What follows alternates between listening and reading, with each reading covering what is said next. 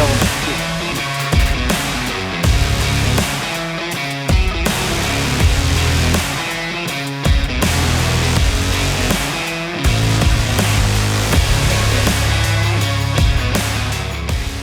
We're back. It's Kings Bend Farm. It's spring 2024, and we finished our first season last year, and it was a total success. It was a lot of work, a lot of effort. Hope you guys enjoyed seeing the build and the first hunt out there. We learned a ton about the layout, a ton about where we should plant, a ton about pit placement, and so on. But we're going to go over some of the things we've learned this past season and how we're going to apply them to the farm this year to hopefully improve everything. So total number at the 203 was over 700 birds, which for single party hunting, I think we only hunted about 36 days. It was very, very good. We killed a lot of mallards second half of the season. We only had really one freeze, and we got in there and broke it up with the Ranger, and afternoon sun and wind kept it open. That was a good hunt. But we moved around a lot. We did not have anything permanent, so we moved a lot, and we basically would watch where the birds wanted to be, and that's where we would set up. And we've kind of generalized the property into three pools: an east pool, a southwest, and a northwest. And we hunted each pool in several locations based on where the birds were going again. But we found in the east pool and the southwest pool one location in particular that we just kept coming back to. So this year, for ease of hunting, we've put in two pits. We've put in 25-foot concrete pits, and that whole process was crazy. It was wet. We're trying to rush it in between rains before we get to plant. So we had Billy Collins out here running 2 skid steers full of concrete out to build these pits.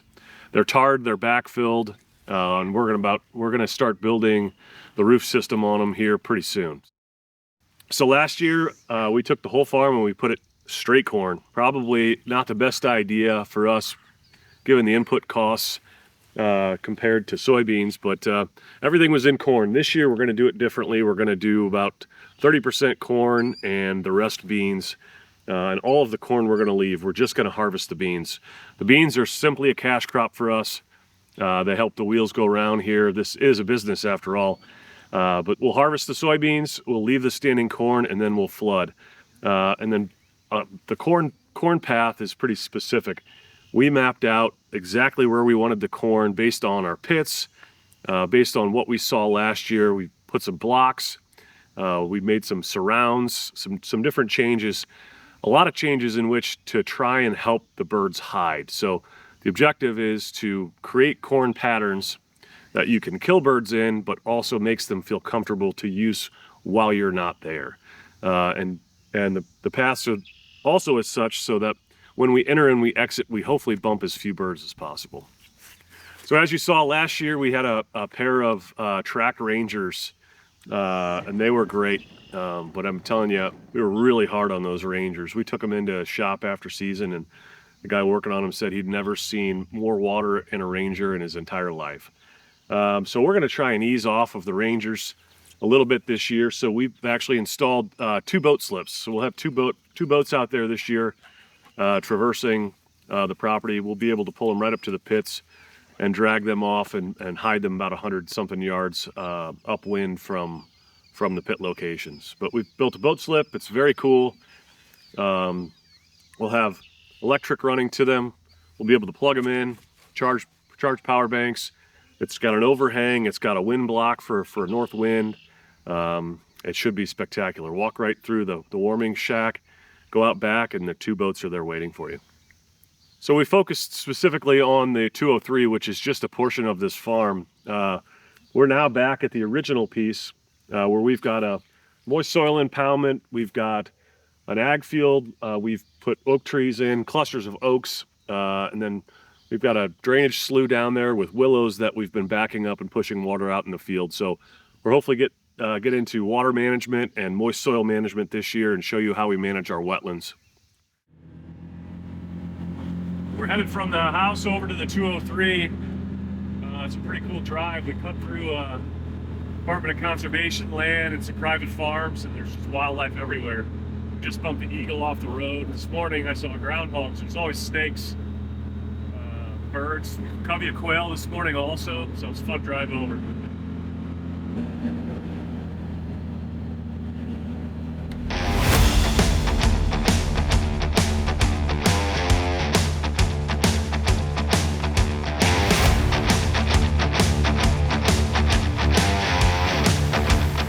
Hey, I'm Levi Schromick. I'm the new farm manager down here at Kings Bend.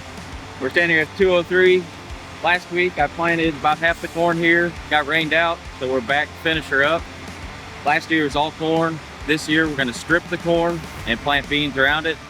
And then come fall, we'll harvest the beans off, put the water to it, hopefully kill some ducks.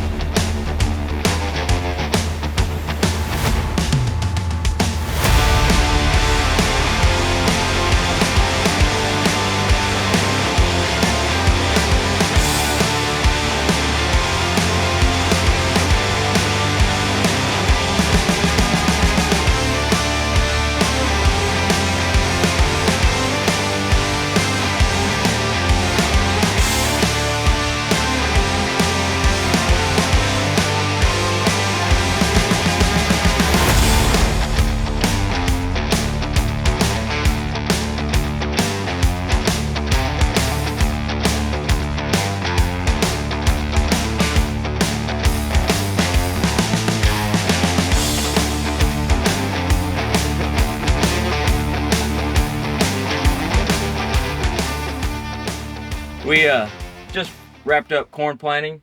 Here's a finished map of what we came up with. Cody drew up a map and highlighted where he wanted corn strips, and he based that off of last year where he seen the ducks going in, where they killed a bunch, and so kind of drew it out and we put it to fruition.